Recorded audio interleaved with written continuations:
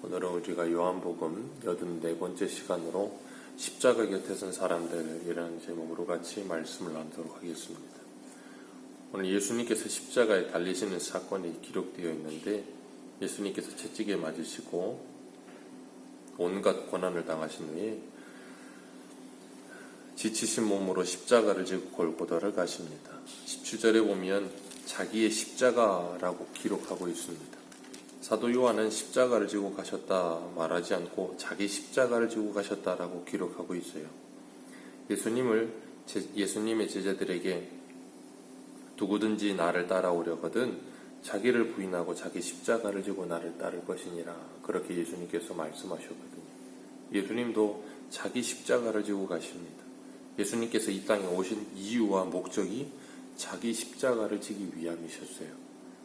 그래서 예수님은 33년을 이 땅에 사시는 동안에 공생애, 사생애 그렇게 나누지만 그 모든 사생애와 공생애 모두가 십자가를 지기 위함이셨습니다.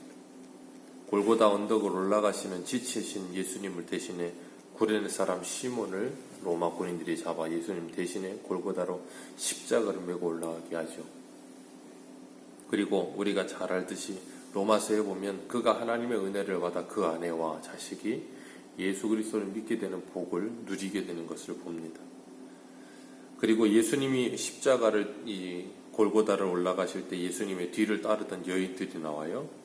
오늘 본문에는 그 여인들의 이름이 기록되어 있는데, 이 여인들을 이 25절 말씀에 그 어머니와 이모와 글로바의 아내 마리아와 막달라 마리아가 섰는지라 그랬습니다. 그 여인들뿐 아니라 다른 여인들도 예수님을 따랐겠죠. 그 뒤를 따라가면서 그 여인들이 예수님을 향해서 엄청나게 울었습니다. 그러자 예수님께서 그들을 돌아보시면서 말씀하시기를 나를 위해 울지 말고 너희와 너희 자녀를 위해 울라, 그렇게 누가복음에 말씀하고 있어요. 오늘 본문에서 누가는 이런 기록들을 다 생략하고 있습니다. 이런 기록들을 다 생략하고 있는데, 예수님은 그들을 향해서 돌아보시면서 너희들이 무엇을 위해 울어야 하는지를 알아라, 그렇게 말씀하고 계시는 거예요. 우리가 무엇을 위해 울어야 되는지를 알지 못하면 우리는 여전히 지금도 예수님이 십자가에 못 박히셨다 하는 그것에만 자꾸 집중을 해서 울려고 들어요. 예수님이 왜 십자가에 못 박히셨는가, 그것에 집중해서 울어야 하는데, 그렇기 때문에 나의 죄 때문에 죽으신 그 예수님을 생각하면서 나의 죄를 보고 울어야 하고 애통해야 하며, 내 가정의 죄를 보면서 애통하고 울어야 되고, 내 자녀와 내 배우자의 죄를 보면서 애통하고 울어야 되는 거예요. 예수님은 우리에게 분명히 말씀하세요. 너희와 너희 자녀를 위해 울라. 우리가 진짜 울어야 되는 이유를 알지 못하면 우리는 애통하는 마음이 없어요. 그냥 아이고 예수님 안 됐다 정도예요. 그런 마음으로는 우리가 주님을 따를 수가 없는 거예요. 예수님께서 십자가에 못 박히실 때 좌우에 강도들도 함께 달렸습니다. 강도요, 흉악한 죄인이라고 누가 기록하고 있는데, 그 중에 하나는 끝까지 예수님을 욕하고 죽습니다. 그런데 그 옆에 다른 하나는 예수님께 자신의 영혼을 부탁한다라고 이야기하면서 예수님을 믿어요. 그리고 그 사람은 그 즉시로 예수님과 함께 하나님의 나라에 가게 됩니다. 분명히 이 세상은 그렇게 두 부류의 사람들이 있어요. 모두가 다 이 땅에 태어날 때 죄인으로 태어나고 광도로 태어났다가 예수를 믿는 사람과 믿지 않는 사람, 끝까지 예수님을 거역하고 예수님을 욕하는 사람, 예수님을 바로 눈앞에서 사형을 당하는 순간이지만 예수님을 바로 옆에서 만났음에도 불구하고 예수님을 믿지 않는 사람들, 끝까지 거부하는 겁니다. 자기들 스스로가 예수님 곁에 있으면서도 예수님을 믿지 않고 그 복을 발로 차버리는 거죠. 그리고 예수님을 저주하고 욕합니다. 빌라도는 예수님의 십자가 위에 유대인의 왕이라 패를 써서 이 세 가지 언어로 썼다 그래요. 헬라어와 히브리어와 아람어, 이 세 가지 말로 써가지고 유대인의 왕이라 그렇게 써 붙여놨어요. 그랬더니 대제사장들이 끝까지 물고 늘어집니다. 유대인의 왕이라 쓰지 말고 자칭 유대인의 왕이라고 쓰라는 거예요. 참 질긴 사람들. 끝까지 예수님 곁에 서서 예수님을 비방하고 예수님을 조롱하고 예수님을 죽이려고 드는 사람들. 예수님의 곁에 선 사람들 중에는 수많은 종류의 사람이 있어요. 강도와 같은 자들, 끝까지 예수님을 저주하는 사람, 그리고 욕하다 예수님을 믿고 구원받은 사람, 끝까지 예수님을 죽이고 예수님을 비방하려는 사람. 분명히 예수님 지척에 있어요. 예수님 바로 옆에 있습니다. 그런데도 믿지 않고 그 복을 발로 차버리는 거예요. 이 사람들은 끝까지 예수님이 자칭 유대인의 왕, 그게 뭐가 그렇게 중요합니까? 인류를 구원하러 오신 메시아가 지금 눈앞에 있는데 그게 뭐가 그렇게 중요합니까? 그런데 이들은 자기 욕심에 사로잡히고 나니까 아무것도 보이지 않는 거예요. 눈이 가리고 귀가 가려서 들리지도 않고 보이지도 않는 거예요. 그러니까 뭐예요? 쓰잘데기 없는 사소한 것에 목숨을 걸어요. 예수님 곁에 서서 이렇게 일평생을 이 세상에 썩어질 것들을 가지고 쓸데없이 사소한 것들에 목숨을 거는 사람들이 있어요. 그리고 그 밑에 예수님 옷을 찢는 사람들, 예수님의 겉옷을 찢어서 나누고 속옷은 통으로 짜져 있어서 찢을 수가 없으니까 그것을 제비뽑아 나누자 그러면서 시편 22편의 말씀을 응하기 위한 것이긴 하지만 예수님이 십자가에 죽고 계시고 인류를 구원하실 그 메시아가 바로 앞에 있는데 그 메시아 앞에서 뭐예요? 이 사소한 이익을 위해서 서로 아웅다웅하면서 사소한 이익 가지겠다고 서로 싸우는 사람들. 진리가 눈앞에 있고 메시아가 눈앞에 있는데 그 메시아를 보지는 못해요. 그냥 그 예수님의 옷이 얼마나 값어치가 있겠습니까? 자색 옷이긴 하겠지요. 그 당시에는 비쌌으니까. 그게 얼마나 값어치가 있겠어요. 자신의 영혼에 비하면. 그런데도 불구하고 그렇게 그거 하나 가지고, 그러니까 이 요한은 참 디테일해요. 그래서 이렇게 예수님이 십자가에 죽으시는 가운데 그 예수님의 십자가 주변에 있는 모여있는 사람들의 모습을 보여주시면서 이 세상의 인생들의 군상의 모습이라는 걸 보여주고 있는 거예요. 이렇게 수많은 종류의 사람들이 모여있지만 예수님 곁에 서 있지만 아무도 예수님을 믿지 않아요. 참 불쌍한 인생들이죠.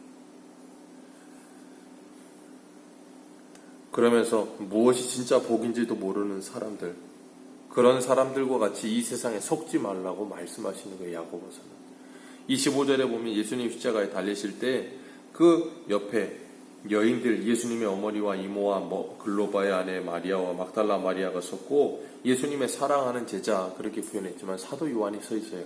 다른 제자들은 없어요. 여인들이 그 옆에 서 있습니다. 그리고 예수님께서 이 사도 요한을 향해서 그래요. 보라, 네 어머니라. 그리고 마리아를 향해서 보라, 당신의 아들이니이다 라고 이야기를 합니다.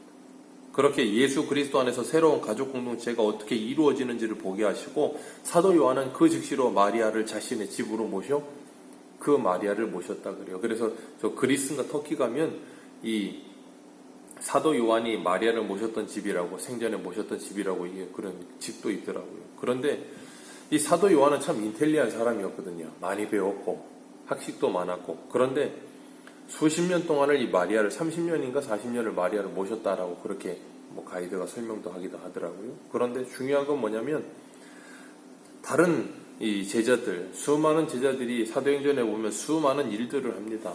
복음 전하는 일을 하고 수많은 일들을 하는데 사도 요한은 그런 수많은 제자들이 일하는 동안에 그들과는 다르게 조금은 소외된 것처럼 보이는, 그래서 마리아를 섬기는 일에 힘썼고 그 마리아를 모시는 일에 힘썼는데 사도 요한은 거기서 뭘 배웠는가 하면 하나님의 사랑을 배워요. 그리고 예수님의 사랑을 배웁니다. 그건 사도 요한에게 시간 낭비가 아니었던 거예요. 우리들이 볼 때는 다른 애들은 이렇게 잘 나가는데 나는 이게 뭐야 라고 생각하면 신세한탄할 수도 있고 세월을 낭비하는 것 같을 수도 있겠지만 그렇지 않아요. 사도 요한은 하나님의 사랑과 예수님의 사랑에 대해 그 누구보다도 깊이 경험했고 그 사랑을 알았어요. 그래서 요한서신 같은 그런 데를 보면 사랑에 대하여 그렇게 심도 깊게 이야기합니다. 우리를 사랑하신 하나님과 예수님의 사랑을 받은 사도 요한, 그 사랑으로 마리아를 섬기며 하나님과 예수님의 사랑을 치유한 거예요. 경험한 거예요. 그 사랑을 그리고 전하는 사람이 되는 겁니다. 우리들도 우리를 사랑하신 하나님과 예수님의 사랑으로 내 가족과 이웃을 사랑하라고 우리에게 말씀하고 계시는 거예요. 그런데 우리는 가족과 이웃을 사랑은 하는데 우리를 사랑하신 사랑으로 사랑하지 않고 내 사랑으로 사랑하려고 할 때가 참 많아요. 이기적인 나의 인간적인 사랑으로 사랑을 하려다 보니 우리는 뭐 하게 되는가 하면 사랑의 대상을 향해서 사랑을 붓고 쏟고 헌신하고 하다가 그 사랑을 안아주지 않는 것 같으면 속상한 거예요. 내가 너를 위해서 얼마나 일을 했는데, 그러니까 오늘날 대부분의 부모들은 뭐예요? 자식을 위해서 헌신하다가 자식이 뭔가 말을 안 듣고 그러면 내가 너를 위해서 어떻게 했는데? 그러면 애들 하는 말, 뭘 어떻게 했는데? 그렇게밖에 안 되는 거예요. 그러니까 그 사랑이 우리들에게 강요되는 사랑이 아니라 그 사랑은 우리들에게 끊임없이 흘러오는 사랑이 되는 거예요. 그래서 그 사랑이 젖어질 때, 그 사랑을 자연스럽게 스며들게 될 때 그 사랑을 알게 되는 거죠.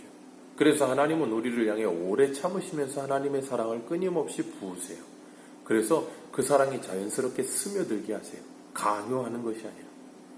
그렇게 됐을 때 그 사랑으로 말미암아 우리는 진정한 영의 눈을 뜨게 되는 것이고, 그리고 그 사랑을 가지고 다른 일을 섬길 수 있게 되는 겁니다.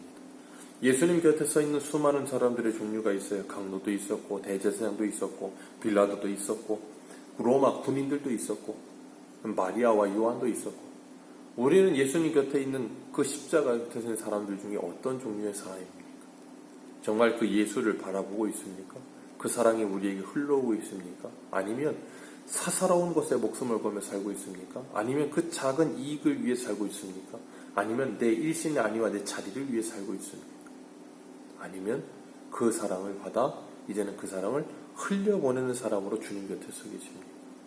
오늘도 주님께서 우리를 부르셨고 우리를 사랑하신 그 사랑으로 사랑하라 말씀하시면서 하나님의 사랑의 통로가 되게 하고 계세요. 이 하루도 정말 주님 곁에 선 예수님이 요한복음 17장에 그러시잖아요.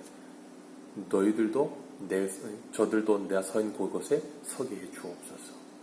우리의 십자가를 지고 정말 주님의 사랑을 아름답게 흘려보낼 수 있는 그리스도인들로 살아가시기를 축복합니다. 기도하겠습니다.